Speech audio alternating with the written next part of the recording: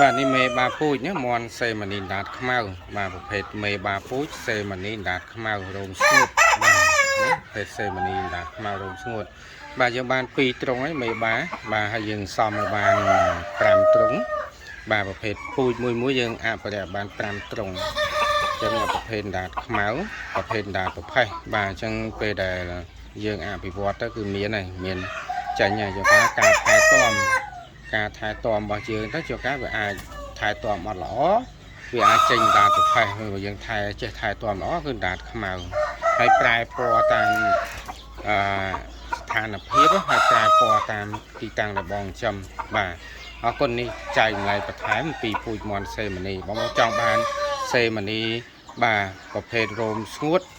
បានដាតខ្មៅក៏មានដាតប្រផេះក៏មានផ្ញើគ្រប់25ខេត្តក្រុងមកក្រុងផ្សេងណាប្រភេទសេម៉ានីនេះទម្ងន់របស់វាអត់សូវធំហ្មងទេបានតែ1គីឡូ